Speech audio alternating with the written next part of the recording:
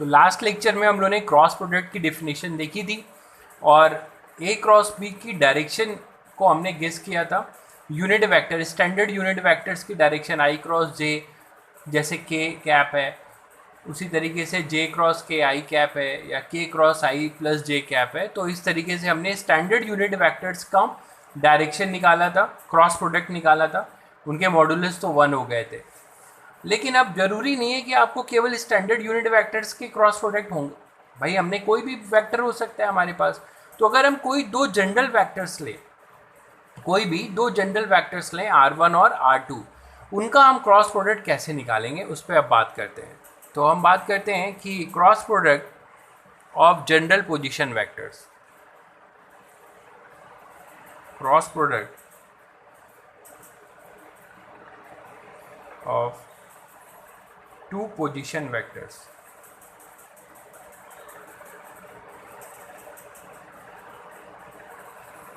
अब cross product of two position vectors हमें निकालना है। जैसे मान लीजिए कि लेट वेक्टर R1 हमारे पास है कुछ A1 आई कैप प्लस B1 जे कैप प्लस C1 के कैप, और वेक्टर R2 है A2 आई कैप प्लस B2 जे कैप प्लस C2 के कैप। ये दो R1 और R2 दो पोजीशन वेक्टर्स हमारे पास हैं। अब हमें इनका क्रॉस प्रोडक्ट निकालना है। तो इसका मैग्नीट्यूड क्या होगा ये निकालना है और इसकी डायरेक्शन क्या होगी। अब यहाँ पे जो भी हमने बेसिक चीज़ें पढ़ी है वो यहाँ पे काम नहीं आने वाली, क्योंकि इस वेक्टर का मैग्नीट्यूड और इस वेक्टर का मैग्नीट्यूड तो हम मॉड से निकाल लेंगे। इनके बीच में एंगल पता होगा तो अब हम इसका A B sine theta, R1 R2 sine theta करके मैग्नीट्यूड निकालेंगे। बट डायरेक्शन हम फिर भी नहीं निकाल सकते। राइट हैंड थंब रूल कुछ भी काम नहीं आएगा, क्योंकि राइट हैंड थंब रूल तो बेसिक एक special case unit vector, standard unit vectors के लिए, या प्लेन आपने गेस कर लिया था तो उस प्लेन के परपेंडिकुलर हमारा जो एक्सिस होगा उसके अलोंग हमारा एन कैप होता था। लेकिन आप इस वेक्टर को गौर करके देखो, ये स्पेस में है, 3 डायमेंशनल स्पेस में वेक्टर है, ये भी एक 3 डायमेंशनल स्पेस में वेक्टर है। अब इन दोनों को कैरी करने वाला एक कॉमन प्लेन होगा, वो भी एक 3 डायमेंशनल प्लेन होगा। अब उस 3 डायमेंशनल प्लेन के परपेंडिकुलर जाएगा हमारा एन कैप। तो उसको हम ऐसे राइट हैंड थंब रूल या देखकर तो नहीं बता सकते। अगर वो एक्स वाई प्लेन होता तो हमारे पास जेड एक्सिस होती, वाई जेड प्लेन होता तो हमारे पास एक्स एक्सिस होती। तो ये तो हम बेसिक बहुत सिंपल प्लेन 3 स्टैंडर्ड प्लेन थे तो हमने वहाँ बता दिया था। अब ऐसे क्वेश्चंस को कैसे करें? अब ऐसे क्वेश्चंस को करने के लिए मैं आपको एक बहुत शॉर्टकट तरीका बता रहा हूँ, जो कि क्लास 12 मैथ्स में आप पढ़ेंगे, डिटर्मिनेंट सॉल्विंग। हालांकि आप उसे डिटर्मिनेंट वर्ड से आपको कोई लेना देना नहीं है, आप इसको एज ए रूल याद रख सकते हैं अभी फ़िलहाल, और वो रूल बड़े ध्यान से देखिएगा, वहाँ से आप आसानी से निकाल पाएंगे क्रॉस प्रोडक्ट कैसे निकालते हैं। देखिए, अगर हमें R1 क्रॉस R2 करना है तो रूल ध्यान से सुनते जाइए। आप क्या करेंगे, R1 क्रॉस R2 मतलब ऐसे लिखेंगे R1 क्रॉस R2, ये लिख देंगे। अब इक्वल टू देंगे और दो ऐसे पैरेलल लाइन खींचेंगे, ऐसे दो पैरेलल लाइन खींचेंगे। दो पैरेलल लाइन आपने खींच दिया। उसके बाद यहाँ पर लिखेंगे आई कैप, यहाँ लिखेंगे जे कैप और यहाँ लिखेंगे के कैप। जो यूनिट वेक्टर्स होते हैं आई, स्टैंडर्ड आई जे और के, ऐसे लिख देंगे। उसके बाद आप इसके ऊपर एक पॉजिटिव मार्क कर दीजिए, ये नेगेटिव और ये पॉजिटिव। अभी मैं बताता हूँ इसका क्या मीनिंग है। तो आपने इसके ऊपर पॉजिटिव मार्क किया, इसके ऊपर नेगेटिव और इसके ऊपर पॉजिटिव मार्क कर दिया। अब ध्यान से सुनिए, आई जे के मार्क लिख दिया, आई के ऊपर पॉजिटिव, जे के ऊपर नेगेटिव और के ऊपर पॉजिटिव। इन सब का लॉजिक है, लेकिन मैं लॉजिक अभी नहीं बता सकता। ये डिटर्मिनेंट सॉल्विंग है जो क्लास 12 में आप पढ़ेंगे। आप इसलिए एज ए रूल जो बता रहा हूँ एज ए रूल याद रखिए। इन सब ऐसा नहीं है कि प्लस माइनस जे क्यों लिखा है, क्या कहते हैं इसको, इन सब का लॉजिक है।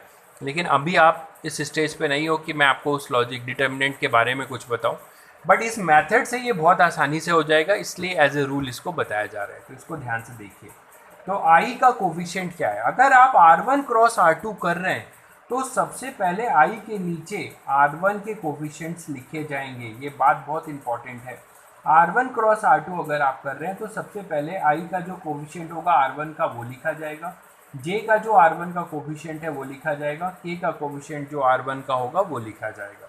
अगर आप R2 क्रॉस R1 कर रहे होते तो आप सबसे पहले I का R2 का जो I कोफिशिएंट है वो पहले लिखा जाता, जे कैप का जो कोफिशिएंट है R2 का वो लिखा जाता, तो R2 पहले लिखा जाता, R1 बाद में लिखा जाता अगर आप R2 क्रॉस R1 कर रहे हैं। अगर आप R1 क्रॉस R2 कर रहे हैं तो सबसे पहले आप I का कोफिशिएंट लिखेंगे। I का कोफिशिएंट यहाँ पर क्या है देखिए A1 है, तो आपने A1 लिख दिया। ये है B1 लिख दिया। यहाँ जो भी होगा विथ साइन लिखेंगे, यहाँ सब पॉजिटिव है तो विथ पॉजिटिव लिखा जा रहा है C1। उसी तरह R2 का आप कोफिशिएंट लिखिए। I का कोफिशिएंट R2 का क्या है वो I के कोफिशिएंट के नीचे लिख दीजिए। जे का कोफिशिएंट R2 का क्या है B2, तो जे कैप के नीचे आएगा। के कैप का कोफिशिएंट क्या है R2 का C2, तो वो के कैप के नीचे आएगा C2। आपने ऐसे लिख दिया। इसको हम आगे पढ़ेंगे 12th में, ये डिटर्मिनेंट है। अब इस डिटर्मिनेंट की ब्रेकिंग कैसे होती है वो ध्यान से सुनिए। इस डिटर्मिनेंट की हम अब ब्रेकिंग सीखेंगे। हमने एक डिटर्मिनेंट बना लिया। आप खैर वर्ड पे मत जाइए, डिटर्मिनेंट से कोई लेना देना नहीं है आपको। अब आप ये सोचिए कि इसको हम कैसे ब्रेक करते हैं। ब्रेक करने का रूल देखिए। फिर आप क्या करेंगे, इक्वल टू देंगे। आप आई कैप लिखिए। आई कैप लिख दिया। ध्यान से देखिए, आई कैप लिखने के बाद आप यहाँ पे देख रहे होगे कि आई के नीचे एक कॉलम है। आई के नीचे एक कॉलम है, तो इस कॉलम के एलिमेंट को छोड़ दीजिए। आई के नीचे जो एलिमेंट है ये ऐसे, इसको आप यहाँ से ऐसे छोड़ दीजिए। जब आप इसे छोड़ देंगे तो आपके पास जो बचे हुए एलिमेंट है वो क्या नज़र आ रहे हैं। बचे हुए एलिमेंट आपके पास क्या नज़र आ रहे हैं, आई कैप के नीचे वाले एलिमेंट्स को हमने छोड़ दिया। उसके रो आई के नीचे वाले जो कॉलम है उसको हमने छोड़ दिया। बाकी जो बचे हुए एलिमेंट है वो है B1 C1 B2 C2। इसको हमने ऐसे लिख दिया। और ये आई के ऊपर प्लस है तो यहाँ पे प्लस आई कैप लिखा जाएगा। जे के साथ अब इसी तरीके से आप जे कैप लिखिए। जे के साथ यहाँ ऊपर माइनस है तो यहाँ आएगा माइनस जे कैप। अब फिर से आप क्या करिए कि जे के नीचे का जो कॉलम के एलिमेंट है, जे के कॉलम के जो एलिमेंट्स है उसको गायब कर दीजिए। जे के कॉलम में B1 और B2 है, इसको आप गायब कर दीजिए। बाकी बचे हुए एलिमेंट्स को लिख दीजिए। बाकी बचे हुए एलिमेंट्स हैं A1 A2 C1 C2, ये लिख दिया आपने। उसी तरीके से के कैप के ऊपर क्या है प्लस, तो के कैप के ऊपर प्लस है तो वो के कैप जो है प्लस के कैप के साथ लिखा जाएगा। और के कैप, अब आप समझ गए होंगे कि के कैप के नीचे के जो एलिमेंट है C1 C2 इसको छोड़ दिया जाएगा। इसको अगर हम छोड़ देंगे तो बाकी बचे हुए एलिमेंट्स लिखेंगे, that is A1 A2 B1 B2। ये हमने लिख दिया, ये लिख दिया हमने। तो इस तरीके से हमने इसको ऐसे रिड्यूस कर दिया। इसको इस तरीके से रिड्यूस किया। क्या किया, आई को लिखा, आई के साथ प्लस था तो प्लस आई लिखा। तो बाकी आई के नीचे वाले जो एलिमेंट्स को छोड़ के बाकी एलिमेंट्स को लिख दिया गया। उसी तरह जे के साथ माइनस था तो माइनस जे लिखा गया।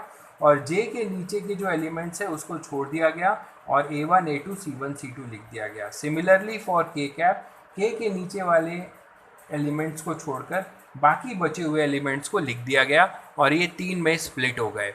अब हम क्या करेंगे, इसकी सॉल्विंग नेक्स्ट क्या होगी देखिए। आप प्लस आई ऐसे लिख दीजिए। और अब आपको ध्यान आ रहा होगा क्लास 10th में आप लोगों ने क्रॉस मल्टीप्लिकेशन पढ़ा है, तो इसकी ब्रेकिंग क्रॉस मल्टीप्लिकेशन से हो जाएगी। क्रॉस मल्टीप्लिकेशन में आप क्या करिए, B1 C2 और ये B2 C1। तो आप पहले अगर यहाँ से शुरू कर रहे हैं तो हर जगह पहले इसको पहले लिखेंगे, इसको बाद में। इसको आप पहले लिख रहे हैं तो हर जगह इसको पहले लिखेंगे क्रॉस मल्टीप्लिकेशन में।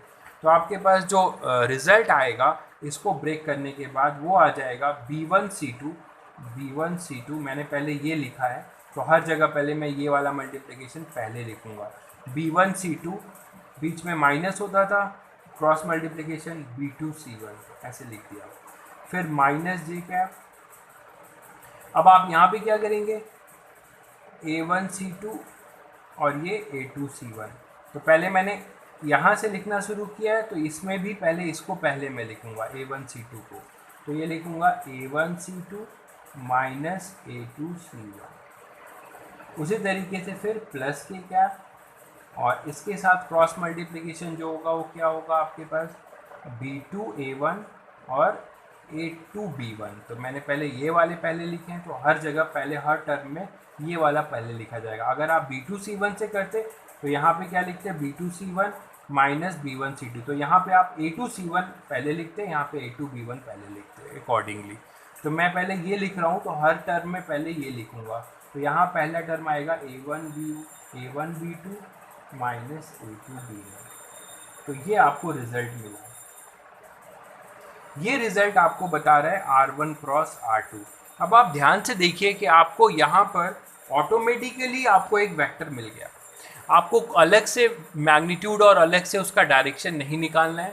आपने R1 और R2 का क्रॉस प्रोडक्ट लिया, तो इस R1 और R2 के क्रॉस की वजह से ऑटोमेटिकली आपको एक नया वेक्टर मिला। देखिए ये वेक्टर है। इस वेक्टर का जब आप मैग्नीट्यूड ले लेंगे तो वो R1 और क्रॉस R2 का क्या बता देगा, मैग्नीट्यूड।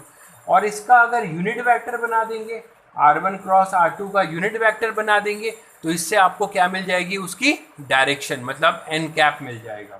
तो ऑलरेडी आपको वेक्टर मिल गया। तो डिटर्मिनेंट मेथड का यही फ़ायदा है कि कोई भी जनरल दो वेक्टर का अगर आप क्रॉस प्रोडक्ट ले रहे हैं तो ऑटोमेटिकली आपको जो रिजल्ट मिलेगा वेक्टर मिलेगा। जैसे कि मान लीजिए इसी को अगर आप, मैं ये नहीं कह रहा हूँ कि आपको ये फॉर्मूला रटना है, कोई फॉर्मूला रटना उठना नहीं है, आपको बस ये प्रोसीजर ध्यान रखना है। जैसे कि मान लीजिए आपके पास एक एग्जांपल लें, मान लीजिए मुझे क्या करना है, if A is equal to 2i cap minus j cap plus k cap and B is equal to i cap plus j cap minus 2k cap, then find mod of A cross B। तो हमें ये find करना है। तो हमें देखिए A cross B का magnitude find करना है। तो A क्रॉस B का मैग्नीट्यूड फाइंड करना है तो हम AB साइन थीटा यहाँ नहीं लगा सकते। चलिए हम A से तो इसका मॉड A से मैग्नीट्यूड निकाल लेंगे, मॉड B से इसका मैग्नीट्यूड निकाल लेंगे, but what about the angle sine theta, हमें थीटा नहीं पता है तो हम साइन थीटा नहीं निकाल सकते। इसीलिए आप इसको डायरेक्ट ऐसे पोजीशन वेक्टर्स जब भी दिए होंगे तो आप डिटर्मिनेंट मेथड को प्रेफर करिए। डिटर्मिनेंट मेथड में आप क्या करेंगे, पहले हम A क्रॉस B निकालेंगे, उससे एक वेक्टर आएगा, उस वेक्टर का फिर मॉड ले लेंगे तो हमें mod of A cross B मिल जाएगा। तो A क्रॉस B निकालने का तरीका अभी अभी सिखाया है। क्या हो जाएगा, ऐसे लिखेंगे और यहाँ पर एक इस तरीके से करेंगे, यहाँ I लिखेंगे, यहाँ J और यहाँ K। I के साथ पॉजिटिव, J के साथ नेगेटिव और K के साथ पॉजिटिव, ऐसे कर देंगे। अब A क्रॉस B करना है तो सबसे पहले A के कोफिशिएंट्स लिखे जाएंगे। तो A के कोफिशिएंट लिख दीजिए। I का कोफिशिएंट है यहाँ पर 2, J का है -1, K का है +1। उसी तरीके से B के अब कोफिशिएंट लिखे जाएंगे। B का I का कोफिशिएंट है 1, J का है +1 और K का है -2। अब इसको हम ब्रेक करते हैं। ब्रेक करने का तरीका भी समझाया है। पहले क्या लिखेंगे, प्लस आई कैप लिखेंगे और I के नीचे के एलिमेंट, I के नीचे का एलिमेंट छोड़ देंगे, बाकी एलिमेंट लिख लेंगे, दैट इज -1 +1 +1 और -2, ऐसे लिख दिया। फिर -j कैप, इसके नीचे के एलिमेंट छोड़ेंगे, ये दोनों छोड़ देंगे, बाकी बचे हुए एलिमेंट लिखेंगे 2 1 1 और -2। उसके बाद K को लिखेंगे और K के नीचे के एलिमेंट को छोड़कर बाकी बचे हुए एलिमेंट्स लिखे जाएंगे।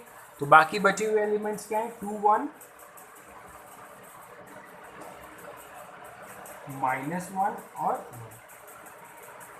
अब इसको सॉल्व करने का तरीका क्या बताया था, इसको सॉल्व करने का तरीका बताया था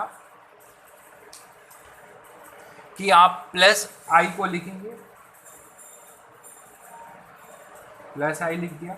अब इसका मल्टीप्लिकेशन, तो इसका मल्टीप्लिकेशन होगा -2 का -1 के साथ, इसका इसके साथ, फिर इसका इसके साथ, इसका इसके साथ, फिर ये और फिर ये। जब आप करेंगे तो क्या आएगा, -2 × -1 2 और फिर बीच में माइनस होता है, 1 × 1 तो 1, ये I का कोफिशिएंट हो जाएगा। फिर -j कैप, -2 × 2 -4 और फिर -1 × 1 तो 1 प्लस K कैप, 2 × 1 2 अब देखिए एक माइनस है यहाँ पर डेफिनेशन में जो आता है, फिर 1 इंटू -1, फिर यहाँ एक -1, तो इसको ध्यान से देखना है, गलती हो जाती है। अब आप इजली यहाँ से बता सकते हैं कि आपके पास A क्रॉस B क्या आ रहा है। A क्रॉस B क्या आ रहा है? A क्रॉस B आ रहा है 2 - 1, मतलब 1 इंटू 1, तो यहाँ पे केवल आई कैप लिख सकते हो। 4 और 1 ऐड हो जाएंगे, तो ये -5 और माइनस, तो ये हो जाएगा +5 जे कैप, और ये 2 और ये -1, तो क्या हो जाएगा 2 + 1 3, तो +3 के कैप। इस तरीके से आपको A क्रॉस B मिल गया। अब आपको A क्रॉस B तो मिल चुका है, लेकिन आपसे A क्रॉस B नहीं पूछा जा रहा है। आपसे क्या पूछा जा रहा है? आपसे पूछा जा रहा है mod of A cross B। तो इस वेक्टर का, ये एक वेक्टर हुआ, ये वेक्टर आपका हुआ, इसका मॉड निकालना है। तो आपको बहुत सिंपल है, किसी R वेक्टर दिया होता है तो उसका मॉड R कैसे निकालते हैं, तो उसी तरीके से इसको कर लीजिए। Mod of A cross B क्या लिखेंगे? Mod of A cross B क्या होगा? अंडर रूट ऑफ आई के कोफिशिएंट का square, that is 1 square, plus j के कोफिशिएंट का स्क्वायर मतलब 5 स्क्वायर, प्लस के कोफिशिएंट का स्क्वायर मतलब 3 स्क्वायर। कितना आ जाएगा आपके पास? 25 और ये 9, 25 और 5 30, 34 और ये 1 35, तो कितना हो जाएगा? √35। 25 और 9 34 और प्लस 1 35, तो ये आपका मॉड A क्रॉस B आ जाएगा। तो इस तरीके से आप mod of A cross B निकाल सकते हैं। अब इसी में मान लीजिए आपसे एक क्वेश्चन और पूछा जाए कि mod of A cross B बताइए, या फिर आपसे पूछा जाए कि find a unit vector which is perpendicular to both A and B। इसी में एक पार्ट हम ये कर दें कि हमें इसमें ये पूछा जाए कि find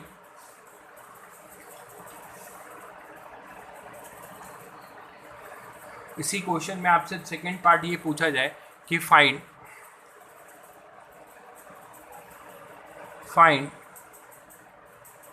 a unit vector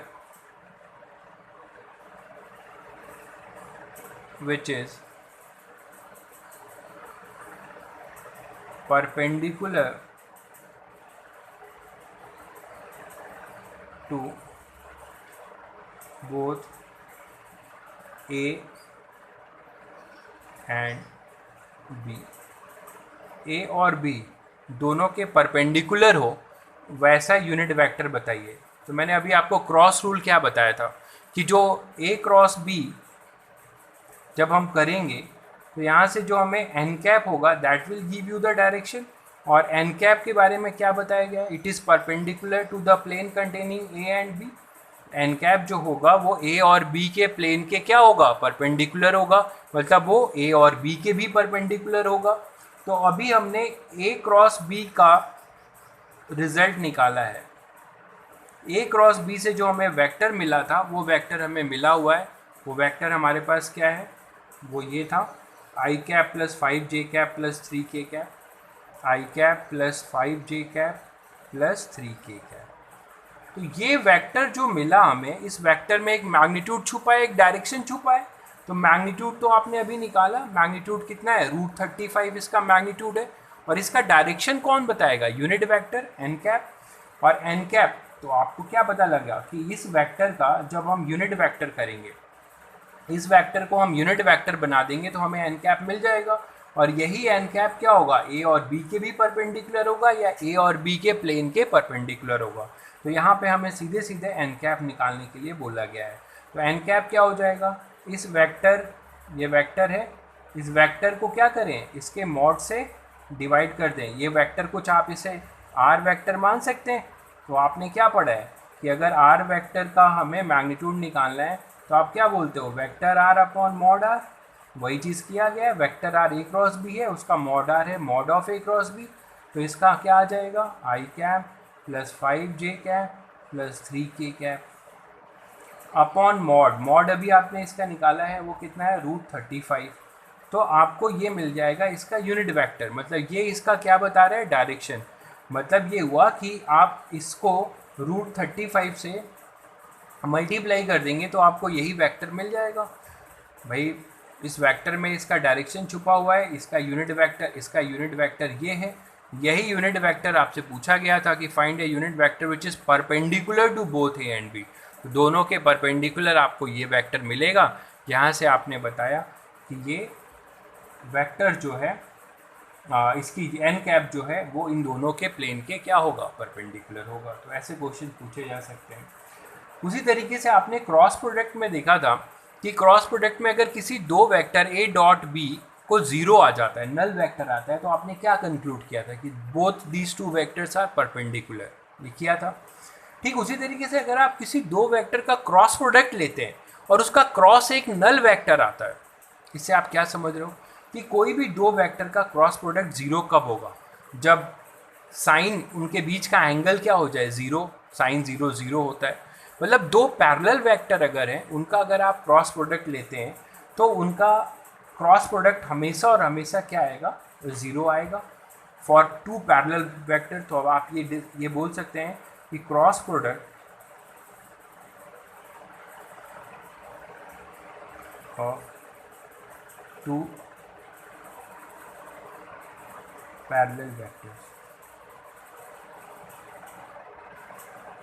cross product of two parallel vectors. तो अभी हमने cross product of two parallel vectors क्या बोल सकते हैं हम कि मान लीजिए हमारे पास ए वेक्टर है and B two vectors, two parallel vector. तो आपको पता है कि if they are parallel vector then theta क्या होगा, इसमें जीरो होगा फॉर टू पैरेलल वेक्टर।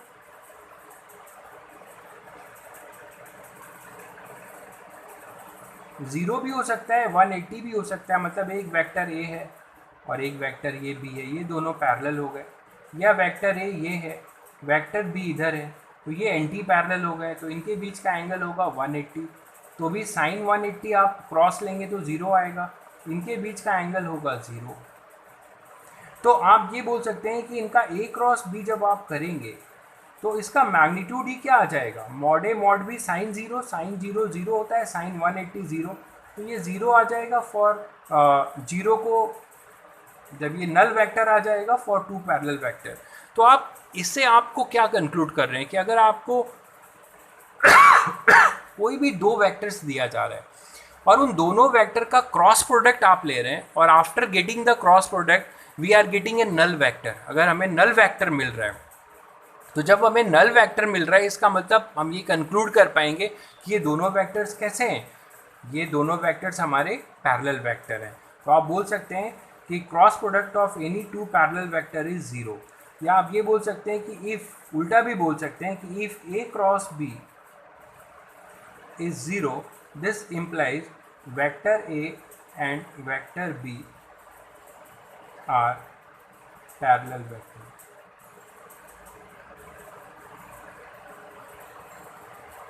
ये पैरेलल वेक्टर हो जाएंगे, ये आप बोल सकते हैं।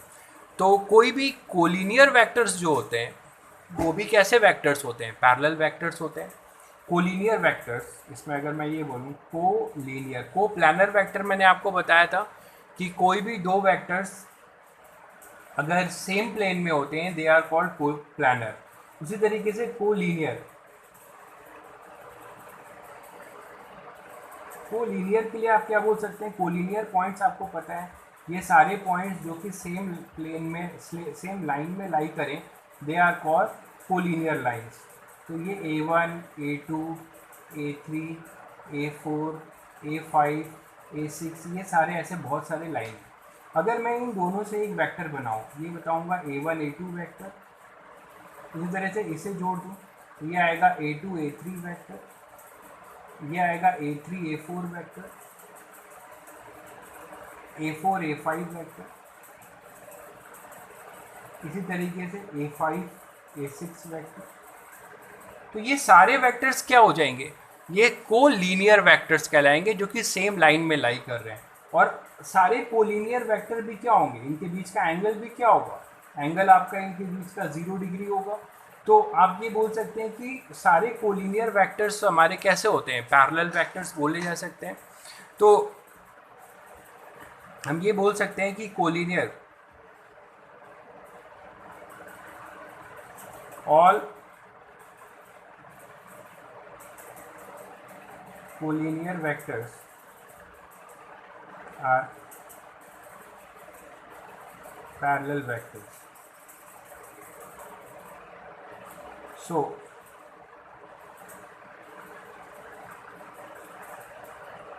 सो एंगल बिटवीन देम इज 0, इनके बीच का एंगल 0 होगा। तो हम ये बोल सकते हैं कि कोलिनियर वेक्टर के लिए भी हम बोल सकते हैं कि A क्रॉस B हमारा क्या आएगा, एक नल वेक्टर आएगा। तो हम ये बोल सकते हैं कि कोलिनियर वेक्टर के लिए भी हम बोल सकते हैं कि A क्रॉस B हमारा क्या आएगा, एक नल वेक्टर होगा। तो कोई भी दो वेक्टर्स आपको दिए गए थे, ये R1 वेक्टर था A1 I cap, B1 J cap और C1 K कैप, और ये R2 था A2 I cap, B2 J cap plus C2 K cap. तो इसमें बोला जाता है कि ये दो वेक्टर कोलिनियर होंगे, इसकी क्या कंडीशन होगी। तो इसकी कंडीशन हमें निकालनी है। तो ये कंडीशन हम निकाल चुके हैं कि for these two, for R1 condition for collinearity, ये हम यहाँ से डिराइव कर सकते हैं। कंडीशन फॉर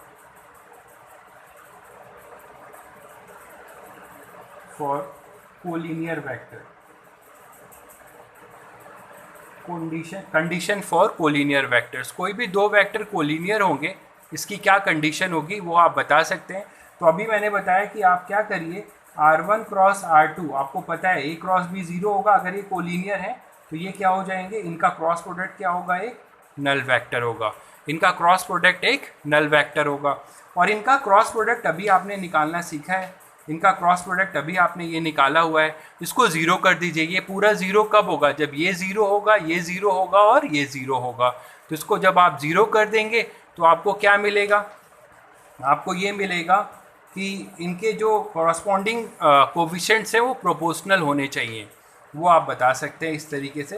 तो कंडीशन फॉर कोलिनियरिटी आपकी ये हो जाएगी। ओके।